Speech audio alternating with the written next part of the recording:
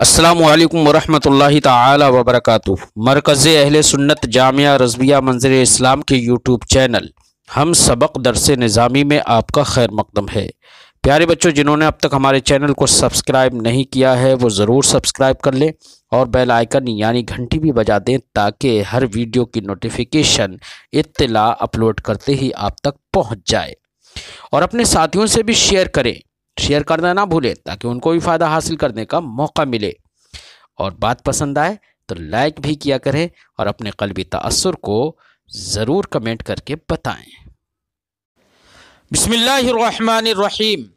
الثانی الآیات والاحادیث الناطقہ باطلاق المؤمن علی العاصی کقولہ تعالی یا ایھا الذین آمنوا کتب علیکم القصاص فی القتلى وقولہ تعالی وَيَا أَيُّهَا الَّذِينَ آمَنُوا تُوبُوا إِلَى اللَّهِ تَوْبَةً نَصُوحًا الی آخر العبارہ۔ آج کی عبارت میں صاحب شرح عقائد اس بات پر قرآن اور احادیث سے دلائل پیش کر رہے ہیں کہ گناہ کبیرہ کا ارتکاب کرنے والا شخص ایمان سے خارج نہیں ہوتا ہے اور کفر میں داخل نہیں ہوتا ہے۔ اس پر قرآن اور احادیث سے چند دلائل پیش کر رہے ہیں۔ فرماتے ہیں کہ اللہ رب العزت نے ارشاد فرمایا یا ایھا الذین آمنوا کتب علیکم القصاص فی القتلى۔ اس کا معنی ہے اے ایمان والو، تم پر مقتولین کے سلسلے میں قصاص فرض کیا گیا ہے۔ مقتولین کے سلسلے میں یعنی اگر کسی کو قتل کر دیا ہے تو اس مقتول کے سلسلے میں تم پر قصاص لازم ہے، یعنی اب تم سے قصاص لیا جائے گا، بدلے میں تم کو قتل کیا جائے گا۔ یہ آیت کریمہ کا مفہوم ہے۔ اب اس آیت کریمہ میں غور کریے، یا استدلال کرنے سے پہلے آیت کریمہ سے یہ بات سمجھ لیجئے کہ حدیث پاک میں اللہ کے رسول صلی اللہ علیہ وسلم نے فرمایا سباب المؤمن فسق، مومن کو گالی گلوچ کرنا فسق ہے۔ کیا ہے؟ فسق عملی۔ اور وقتلہ کفر، اور مومن کو ایمان کی حیثیت سے قتل کرنا کفر ہے۔ اب اگر ایمان کی حیثیت سے قتل نہیں کر رہا ہے تو کفر تو نہیں ہوگا لیکن حرام تو ہے ہی۔ قرآن نے فرمایا لا تقتلوا النفس التي لا تقتلوا النفس حرم اللہ الا بالحق، کہ اس جان کو قتل مت کرو جس کو اللہ نے حرام فرما دیا جس کا قتل کرنا، الا بالحق، مگر حق کے ساتھ۔ اب دیکھیے، جب کسی بھی نفس کو قتل کرنا، قتل نفس حرام ہے تو گناہ کبیرہ ہو گیا قتل نفس۔ اب اگر کسی نے کسی کو قتل کر دیا تو قتل کرنا گناہ کبیرہ ہوگا۔ جب گناہ کبیرہ ہوگا تو پھر وہ مومن رہے گا، ایمان سے خارج ہو جائے گا نا۔ اہل سنت و جماعت کا عقیدہ یہی ہے کہ وہ ایمان سے خارج۔ اب اگر جیسے کہ معتزلہ نے کہا کہ ایمان سے خارج ہو جائے گا، اگر وہ ایمان سے خارج ہو جائے گا تو اب اس کو مومن کہا جائے گا؟ نہیں کہا جائے گا۔ لیکن قرآن فرماتا ہے یا ایھا الذین آمنوا کتب علیکم القصاص فی القتلی، اے ایمان والو تم پر قصاص فرض ہے۔ قصاص جس پر فرض ہے وہ قاتل ہوگا نا، ہے؟ اور اسی کو خطاب کر رہا ہے قرآن ایمان سے، ایمان والو۔ اس کا مطلب قتل کرنے کے بعد بھی وہ ایمان والا ہے۔ آیت کریمہ دلالت کر رہی ہے اس بات پر کہ قتل کرنا اگرچہ گناہ کبیرہ ہے لیکن قتل کرنے کے باوجود وہ ایمان والا ہے، یہ قرآن بتا رہا ہے نا۔ اس لیے ہم نے کہا کہ گناہ کبیرہ کرنے سے آدمی ایمان سے خارج نہیں ہوتا ہے۔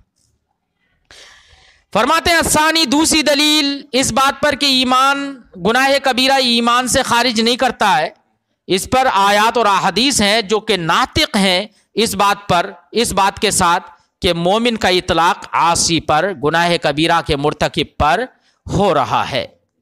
جیسے کہ اللہ نے ارشاد فرمایا یا ایھا الذین آمنوا کتب علیکم القصاص فی القتلی، استدلال سمجھ میں آ گیا۔ ایسے اللہ نے ارشاد فرمایا یا ایھا الذین آمنوا توبوا الی اللہ توبۃ نصوحا، اے ایمان والو اللہ کی طرف خالص اور یقینی رجوع کرو۔ توبۃ نصوح وہ توبہ کہلاتی ہے کہ جس میں آدمی عہد کرے، عزم کرے اس بات کا کہ وہ آئندہ ایسا کبھی گناہ نہیں کرے گا، ہے اس کا عزم کر لے، یہی توبہ نصوح ہے۔ اور جو گناہ کر چکا ہے اس پر ندامت کرے اور استغفار کرے۔ اب اس آیت کریمہ میں دیکھو فرمایا گیا یا ایھا الذین آمنوا توبوا الی اللہ توبۃ نصوحا، اللہ کی طرف رجوع لاؤ۔ جو گناہ کر لیا ہے اس سے رجوع لانے کا مطلب کہ کبھی نہیں کرے گا، تو یہاں پر بھی گناہ کر لیا ہے تبھی تو توبہ نصوحہ کر رہا ہے وہ۔ ابے کوئی بھی توبہ کر رہا ہے تو توبہ کرنے کا مطلب یہ ہے کہ اس نے گناہ کیا ہے، اگر گناہ نہیں کیا تو توبہ کرنے کا مطلب ہی نہیں ہوتا ہے۔ تو قرآن نے کہا کہ توبہ کرو، اس کا مطلب وہ گناہ کر چکے ہیں، تو اپنے گناہوں کی توبہ کرو، گناہوں سے توبہ کرو۔ اور جب گناہ کر چکا ہے اس کے باوجود قرآن کہہ رہا ہے یا ایھا الذین آمنوا، ایمان والو، یعنی گناہ کرنے کے بعد ہی تو توبہ کرے گا۔ اور پھر تو قرآن نے توبہ کرنے کا حکم دیا توبو، تو یہ بتا رہا ہے کہ وہ گناہ کر چکا ہے، اور پھر اس کے باوجود قرآن کہہ رہا ہے کہ آمنو، ایمان والو۔ اس کا مطلب یہ ہے کہ تو گناہ کرنے سے وہ آدمی ایمان سے خارج نہیں ہوا ہے، تبھی ایمان والا کہا جا رہا ہے انہیں۔ بات سمجھ میں آ گئی؟ ایسے ہی اللہ نے ارشاد فرمایا، دیکھو ایک اور آیت کریمہ ہے، اللہ نے ارشاد فرمایا وَإِن طَائِفَتَانِ مِنَ الْمُؤْمِنِينَ اقْتَتَلُوا، اگر مومنین کے دو گروہ آپس میں قتال کریں، کیا آپس میں قتال کریں آپسی معاملات کی وجہ سے، ایمان کی وجہ سے نہیں، ایمان کی وجہ سے تو قتال کرنا کفر ہو جاتا ہے نا۔ من حیث الایمان اگر کسی نے کسی کو قتل کیا ہے کہ وہ مومن ہی کیوں ہے، مومن ہے اس لیے میں مار رہا ہوں، تو اب تو یہ کفر ہو جائے گا، ہے۔ لیکن اس کے علاوہ دوسرے بہت سارے اسباب ہوتے ہیں آپسی جھگڑے کے۔ اگر ایمان کے والوں کی دو گروہ آپس میں قتل کریں، یہ قرآن نے فرمایا، تو یہاں پر دیکھو آپس میں ایک دوسرے کو قتل کرنا گناہ کبیرہ تو ہے نا، ہے؟ اگر من حیث الایمان نہیں ہے تو گناہ کبیرہ تو ہے، حرام تو ہے نا، کیونکہ قرآن نے قتل نفس سے منع فرمایا ہے، لا تقتلوا النفس التی حرم اللہ الا بالحق، ہے، قرآن نے فرما دیا ہے۔ تو اب اس سے یہ سمجھ میں آیا کہ قتل کرنا، ایک مومن کا دوسرے مومن کو قتل کرنا، یا ایک مومن کی ایک گروہ کا دوسرے گروہ کو قتل کرنا، آپس میں قتال کرنا، یہ گناہ کبیرہ ہے۔ اب گناہ کبیرہ بھی وہ کر رہے ہیں، قتال کر رہے ہیں آپس میں، اس کے باوجود قرآن فرماتا ہے ان طائفتان من المؤمنین، مومنین کے اگر گروہ دو قتال کریں آپس میں، تو مومنین کا اطلاق تو پھر بھی ان پر کیا قرآن نے۔ اس کا مطلب یہ ہے کہ قتال کرنا اگرچہ گناہ کبیرہ ہے لیکن ایمان سے خارج نہیں کرتا۔ الآیہ الی آخر الآیہ وَهِیَ کثیرہ، اسی طریقے سے بہت ساری آیتیں ہیں۔ تیسری دلیل ایسی احادیث بھی ہیں۔ آدمی گناہ کر کے آ گیا، قرآن کی آیت بھی نازل ہوئی کہ اس نے یہ کیا ہے، اس کو یہ سزا دی جائے۔ کتنے واقعات احادیث میں موجود ہیں کہ زنا کر کے یا رسول اللہ صلی اللہ علیہ وسلم مجھ سے یہ گناہ سرزد ہو گیا ہے۔ امام بخاری، امام ترمذی، امام مسلم نے جگہ جگہ بہت ساری روایتیں نقل کی ہیں اس بات پر کہ صحابی رسول ان کے دل میں خشیت الہی تھی، گناہ ہو گیا، نبی کریم صلی اللہ علیہ وسلم کی بارگاہ میں گیا، یا رسول اللہ یہ گناہ ہو گیا ہے۔ اب انہیں نہ یہ خوف ہے کہ ہمارے کوڑے لگیں گے، نہ یہ خوف ہے کہ ہمیں رجم کیا جائے گا، ہے، لیکن سرکار سے بیان کر رہے ہیں آ کے یا رسول اللہ ایسا ایسا ہو گیا ہے، تو ان کو کسی کو رجم کیا گیا ہے، کسی کو کوڑے مارے گئے ہیں، کسی کو کوئی اور سزا دی گئی ہے۔ یہ احادیث اس بات پر دلیل ہے کہ وہ ایمان سے خارج نہیں ہوئے، اور اجماع بھی ہے اس بات پر کہ صحابہ سے لے کے آج تک اہل سنت و جماعت، علماء، مشائخ، گناہ گار، گناہ کبیرہ کا مرتکب شخص جو ہے اس کو مسلمانوں کے قبرستان میں دفن بھی کرتے چلے آئے، اس کے لیے گناہ کبیرہ کیا اس کے لیے استغفار بھی کرتے چلے آئے, تیجا و فاتحہ بھی کرتے چلے آئے, ایصال ثواب اس کے لیے قرآن خوانی بھی کرتے چلے آئے. سمجھے نہیں؟ استغفار کر رہے ہیں, اس کا مطلب یہ ہے کہ مومن جانتے ہیں سب. اگر مومن نہیں جانتے ہوتے تو استغفار کرتے کیوں؟ اس لیے کہ تمام علماء کا اس بات پر اتفاق ہے کہ کافر کے لیے استغفار جائز نہیں ہے. اس کا مطلب یہ ہے کہ تمام علماء کا اجماع ہے اس بات پر کہ گناہ کبیرہ کا ارتکاب کرنے والا کافر نہیں ہے, تبھی تو استغفار کرتے ہیں نا. فرماتے ہیں الثالث, تیسری دلیل, دوسری دلیل تو آیات احادیث ہوگی نا, پہلی آیات, دوسری احادیث, تیسری اجماع. اچھا انہوں نے تو اس کو ذکر کیا ہے. پہلی دلیل یہ یہاں پر عقلی پیش کی تھی, دوسری دلیل آیات و احادیث, اور تیسری دلیل اجماع امت. تیسری دلیل اجماع امت من عصر نبی صلی اللہ علیہ وسلم, نبی کریم صلی اللہ علیہ وسلم کے زمانے سے لے کر الی یومنا ھذا, ہمارے اس دور تک, ہمارے اس زمانے تک, ہمارے اس دن تک اجماع ہے اس بات پر بالصلاۃ علی من مات من اہل القبلہ, اہل قبلہ میں سے جو بھی مر گیا تو اس پر نماز جنازہ پڑھ رہے ہیں. نماز جنازہ تو ایک استغفار ہی تو ہے نا, اور کافر کے لیے تو استغفار جائز نہیں ہے. اور یہ ہمارے علماء پڑھتے چلے آئے ہیں, عہد صحابہ سے یہ ہے, نبی کے زمانے سے ایسا ہے. گناہ کبیرہ کیا کسی نے اور اس کو رجم کیا گیا, کوڑے مارے گئے, اس کا انتقال ہو گیا, پھر اس کے بعد نماز جنازہ بھی پڑھی گئی. سمجھے نہیں؟ احادیث میں اس طریقے کے واقعات ہیں نا. تو اجماع ہے اس بات پر, تو یہ دلیل ہے اس بات پر کہ وہ مومن ہے اگرچہ گناہ کبیرہ کیا ہے. فرماتے ہیں بالصلاۃ, اجماع ہے اس بات پر کہ نماز پڑھتے چلے آئے ہیں علی من مات من اہل القبلہ, اہل قبلہ میں سے کوئی مر گیا من غیر توبۃ, بغیر توبہ کے بھی مر گیا ہے, تب بھی اس پر نماز جنازہ پڑھی جاتی ہے. اس کا مطلب یہ وہ کافر نہیں ہوا, ایمان سے خارج نہیں ہوا ہے.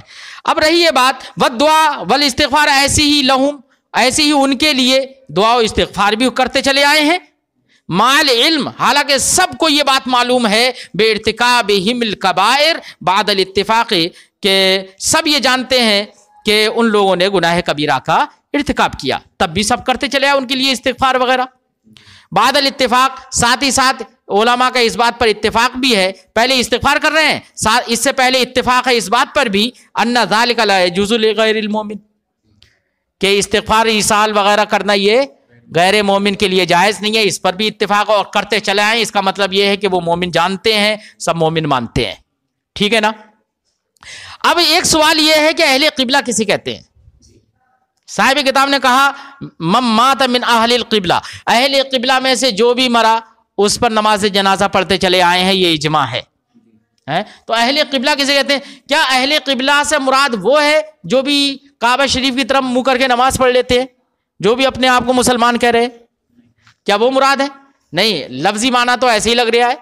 لفظی معنی, لفظوں سے یہ لگ رہا ہے جیسے کہ جو بھی قبلہ کی طرف منہ کر کے نماز پڑھ لیتا ہو, چاہے وہ کسی بھی فرقے سے تعلق رکھتا ہو, وہ اہل قبلہ ہے.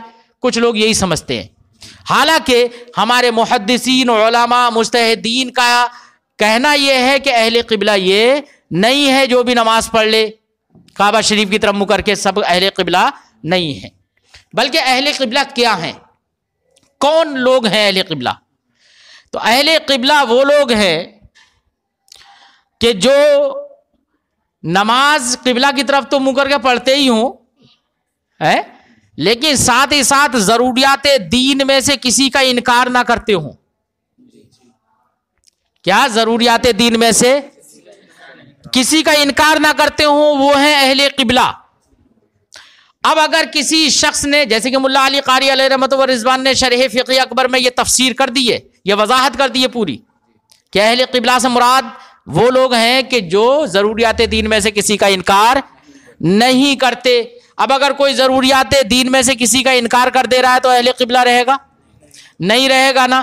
تو نماز جنازہ تو اہل قبلہ کی پڑھی جائے گی نا, اور جو اہل قبلہ ہی سے نہیں ہے اس کی نماز جنازہ تو پڑھنے کی اجازت نہیں ہے, کیونکہ وہ ضروریات دین میں سے کسی کا انکار کر چکا ہے. اب اگرچہ وہ اپنے آپ کو مومن کہتا ہے, اگرچہ مسلمان اپنے آپ کو کہتا ہے, لیکن وہ اہل قبلہ سے نہیں ہے. اگرچہ نماز پڑھتا ہے, خوب نمازیں پڑھتا ہے, لیکن اس کا مطلب یہ ضروری نہیں ہے کہ وہ مومن ہو, اہل قبلہ سے ہو, کیونکہ اہل قبلہ وہ ہے جو ضروریات دین میں سے کسی کا انکار نہ کرتا ہو. سمجھے نہیں؟ وہی مومن ہے. اب سمجھ لو, اب اگر کوئی نمازیں خوب پڑھ رہا ہے تو نمازیں پڑھنے سے کیا ہو رہا ہے؟ اگر ایمان دل سے نکل گیا ہے تو. بخاری شریف کی آخری حدیث سے پہلے ایک حدیث ہے جس میں نبی کریم صلی اللہ، جس کا خلاصہ یہ ہے کہ نبی کریم صلی اللہ علیہ وسلم نے فرمایا کہ اس میری امت میں کچھ ایسے لوگ بھی آئیں گے، ایسے لوگ بھی ہوں گے کہ جن کی نمازیں تم دیکھو گے.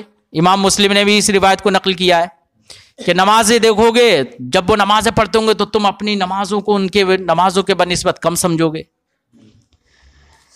جب وہ روزے رکھتے ہیں تو ان کے روزوں کو اپنے روزوں کو ان کے روزوں کے سامنے کم سمجھو گے. ایسے لوگ ہوں گے، یعنی بڑے نمازی ہوں گے، روزدار ہوں گے، بہت روزے رکھ رہے ہوں گے، اللہ اللہ کا ذکر سب کچھ کرتے رہیں گے. لیکن نبی کریم صلی اللہ علیہ وسلم نے فرمایا لیکن ان کے دلوں سے ایمان ایسے نکل گیا ہوگا جیسے کہ تیر کمان سے نکل جاتا ہے، کہ ایک تیر کمان سے نکلنے کے بعد واپس نہیں آتا ہے، بالکل اسی طریقے سے ان کا ایمان نکل جائے گا اور ان کا دلوں میں پھر دوبارہ سے ایمان نہیں آئے گا. صحابہ کرام نے عرض کی یا رسول اللہ یہ لوگ کیسے ہوں گے، ان کی پہچان کیسے ہوگی، ان کی علامت کیا ہوگی؟ تو نبی کریم صلی اللہ علیہ وسلم نے فرمایا ان کی پہچان یہ ہے کہ ان کے سر مڑے ہوئے ہوں گے. کیا ہوں گے؟ سر مڑے ہوئے ہوں گے. ان کے ازار جو ہیں اونچے اونچے ہوں گے. اونچے اونچے ہونے کا مطلب یہ ہے کہ پنڈلی تک اوپر تک چڑھا لیں گے، اوپر تک، بہت اوپر تک. کچھ لوگ تو بہت اوپر تک چڑھاتے، ٹھیک ہے نا. تو یہ ان کی علامت ہے کہ یہ ان کے دلوں سے ایمان نکل گیا ہے. تو یہ اہل قبلہ سے نہیں ہو سکتے. اہل قبلہ سے ہونے کے لیے ضروری ہے کہ ضروریات دین میں سے کسی کا انکار.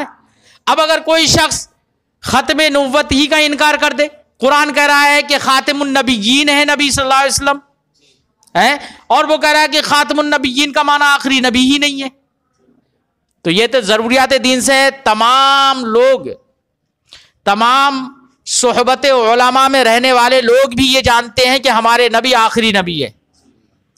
اب آخری نبی ہونے کا ہی انکار کر دے تو وہ اہل قبلہ سے ہوگا؟ بھیا ضروریات دین کا انکار کر رہا ہے تو اہل قبلہ سے کیسے ہو سکتا ہے؟ سمجھے نہیں؟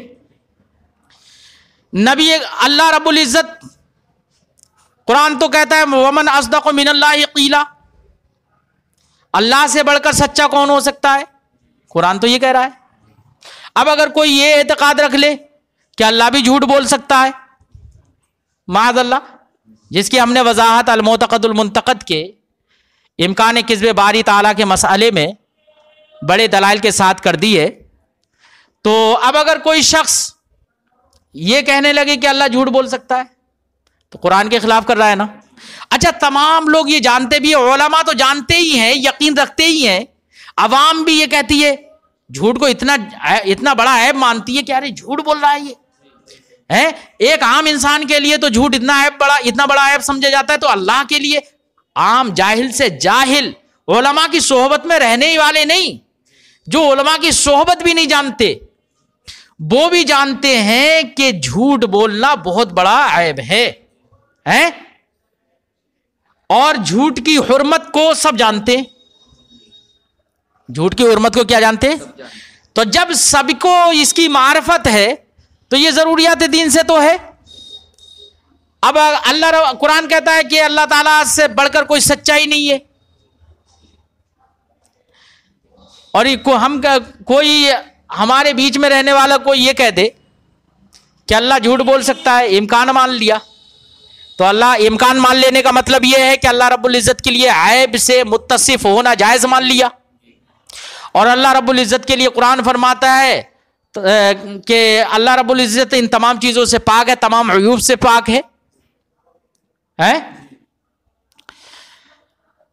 تو عیب مان لینا قرآن کے خلاف ہوا، تو ضروریات دین کا مخالف تو ہو گیا نا یہ.